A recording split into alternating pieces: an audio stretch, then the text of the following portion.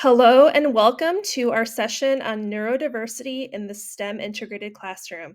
My name is Stephanie Chi, and I am a lead professional development specialist at Five Star Technology Solutions. Before we begin our session, I'd like to talk about why it's important to discuss neurodiversity in the STEM classroom. First, it's to develop an increased awareness of serving neurodiverse students equitably. And also, this is a priority around the state and for the IDOE as we look at STEM integration across classrooms.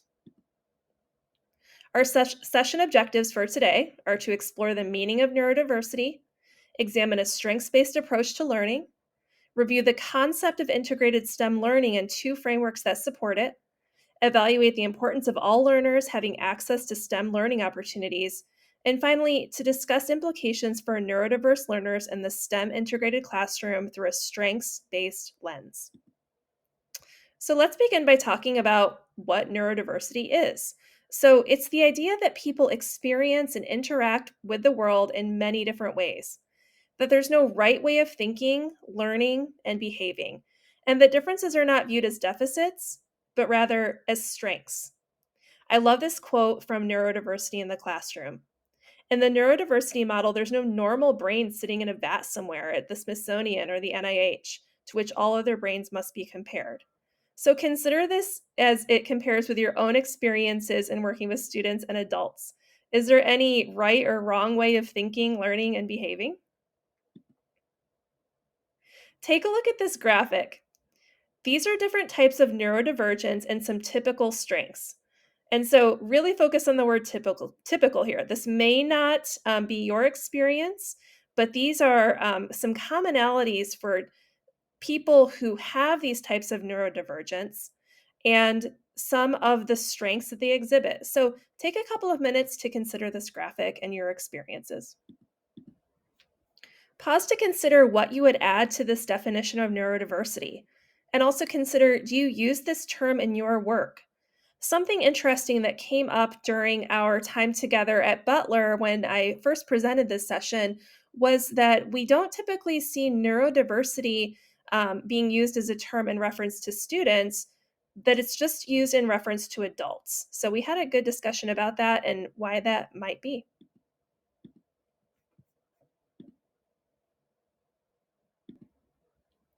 This slide provides some data that could be considered essentially a call for action or just some more background information about why it could be important to consider our neurodiverse students in the STEM classroom. So, this graph represents STEM participation among college students with autism spectrum disorder as compared with students in the general population.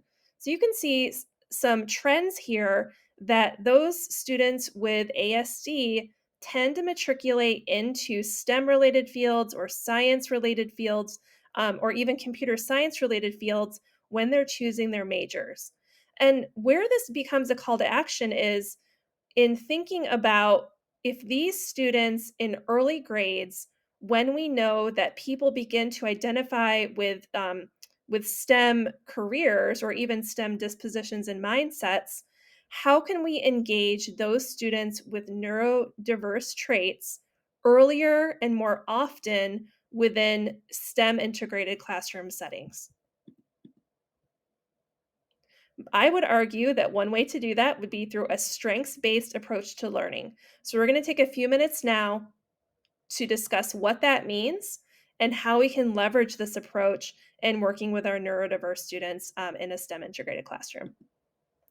So, I'd like for you to meet James Cody. He has shared his experience online. He's an engineer who was diagnosed with autism in his early 40s. He felt throughout his life that he was just a little bit different. He had issues with communicating with people. He felt that he was very, very detail oriented in ways that maybe his peers weren't, and just had some struggles that you may see as typical for students with autism. And so he has done a really good job since his diagnosis of getting out there and helping people understand how qualities of top engineers overlap with typical ASD traits. So take a moment to consider this chart and what James has put out here in terms of how his neurodiversity has been a strength for him in his career as an engineer. I'd like to share the quote on the right that gets to a great definition of what strengths based learning and teaching is. So, strengths based education is a learner centered approach to teaching that helps students identify, articulate, and apply their individual skills relevant to their learning needs. Based on research from social work, positive psychology, and business, a strengths based approach can help build student confidence, encourage very positive behaviors in students, and support lifelong learning pursuits. So, in summary, this strengths based approach focuses on finding strengths instead of gaps and deficits. And it hinges on this idea that success breeds success. So, what does the strengths based approach require? It requires, on behalf of teachers and school leadership, processes for identifying strengths involving the recognition and acknowledgement of preferences, abilities, and passions. Processes for applying strengths with teachers, encouraging students to be aware of how they can use those strengths to achieve, accomplish, and overcome, and also processes for further developing strengths to enable students to improve known competencies. So these competencies and strengths may not be the ones that we see as traditional strengths or competencies. They may be around communication. They may be around being detail oriented or working well in a group.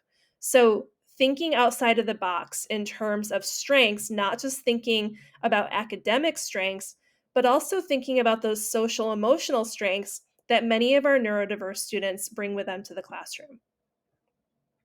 One tool that can be used in the strengths based approach classroom is a neurodiversity strengths checklist. So you could have students, and you can work through this with students.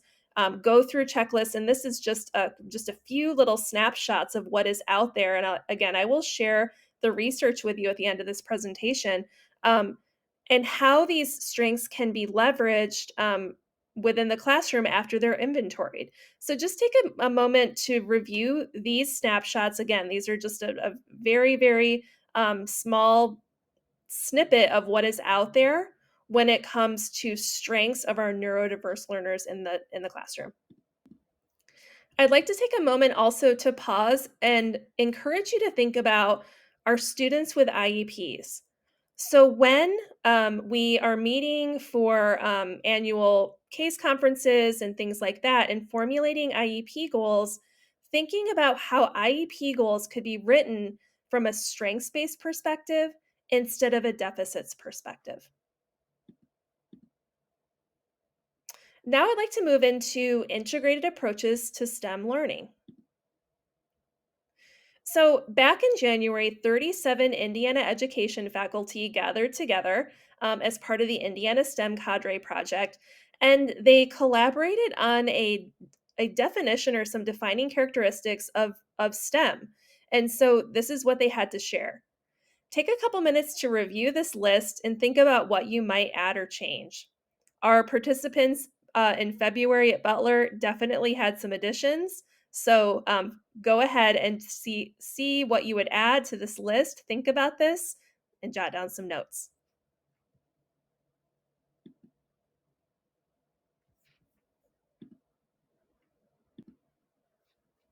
As we continue our thinking and wondering about STEM integration, consider how STEM habits of mind are critical across different subject areas. How do we see things like curiosity, critical thinking, creativity, persistence, and problem solving manifesting across different subject areas? And also consider how they're essential to how children learn to learn. So, considering that metacognitive piece as well. I'd like to move into a quick share about how our different core subject areas overlap and align with one another when it comes to those STEM practices.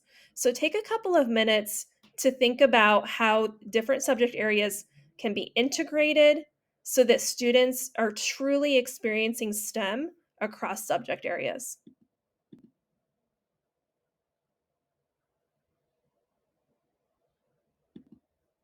So we've taken a quick look at STEM integration, how it's important, how it can help learners, characteristics of STEM integration.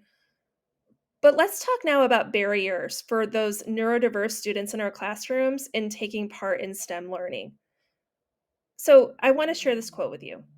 There are a lot of reasons children with disabilities are not included in STEM. They might be removed from the group to receive other services while classmates are doing STEM activities, or their schools think they don't need STEM because other areas of learning are more important. But we know from research that engaging in STEM supports gains in other content areas, so it's critical they participate. This quote just reinforces what we see in the previous Venn diagram. Take a few minutes to consider your experiences. Have you seen in your school students with IEPs or neurodiverse students having the same access to STEM experiences as those students in the general population? What are some of the barriers in your school? And think about this. Some of the barriers may be good intentions. It may be teachers not wanting their students to be hurt or confused, or concern for those students who may not have um, some of the emotional resilience to work through the problem solving that is involved in STEM. Now let's move to two different frameworks that are used to integrate STEM learning in all classrooms across subject areas: CER and 5E. So, first is a fairly simple framework. So, this is the claim evidence reasoning framework. And I won't read this whole thing to you, but essentially, students are asked to make a claim. They are asked to find evidence to reinforce that claim and then explain their reasoning as to why the evidence helps explain the claim.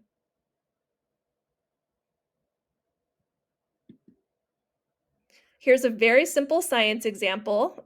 So essentially, I want to make a claim about the density of oil in water. I'm going to look for evidence. I can observe that oil floats on water, and that's the evidence I'll use. And I want to think about, what does floating have to do with my claim about density? I can provide reasoning to explain why this observation supports the claim. So take a look at the graphics here. Essentially, the claim is oil is less dense than water. I am going to gather up some evidence by doing a quick demonstration. Oh, I can see that oil floats on water. So my reasoning that ties this all together is that density is a ratio of mass and volume. A liquid that is less dense will float on a more dense liquid. Therefore, if oil floats on water, it must be less dense than water. So this is one framework that students in a STEM integrated classroom are asked to use. And as you can imagine, this is something that is easily used across all subject areas, from language arts to social studies, math, and of course, science. So, something to consider. How might the CER framework be challenging for different types of neurodiverse students? And how can a strengths based approach to be leveraged to overcome these challenges? Pause and think about this. I'd like to introduce now, or reintroduce if you're already familiar with this, the 5E model. So, in this model, students are first engaged in their learning in a new topic or a problem, and then they are encouraged to explore it with some degree of independence and autonomy. From there, the teacher and students work together to explain. This is sort of a clarifying phase where students will share their learning and teachers will help debunk any misconceptions or wrong directions. Then students will apply their learning in new and novel ways through the elaboration phase. And finally, the evaluation phase, where student learning is evaluated um, through a number of different means.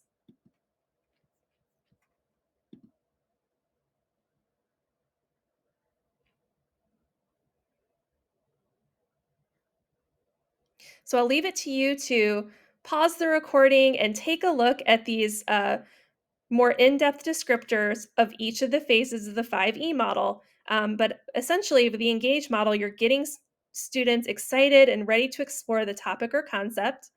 Then in the explore phase, a student-centered inquiry activity is introduced to help students explore the concepts and to build schema for the topic or the idea being introduced. In the explain phase, students share their learning and teachers provide instruction of the concept or skill.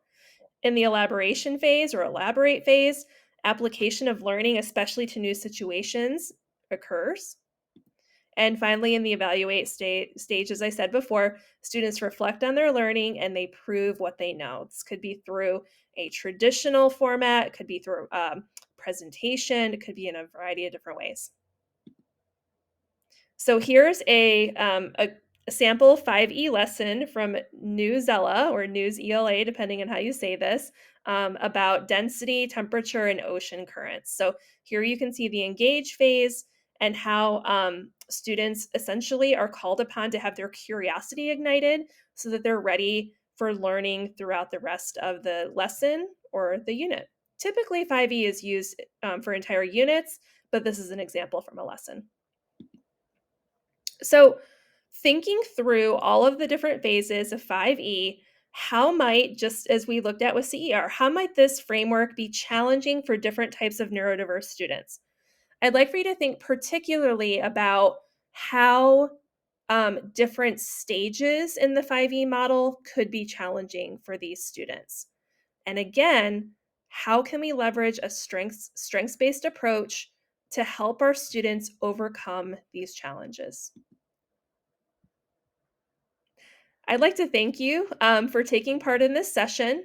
Please email me if you have any additional thoughts or questions, and really appreciate your participation.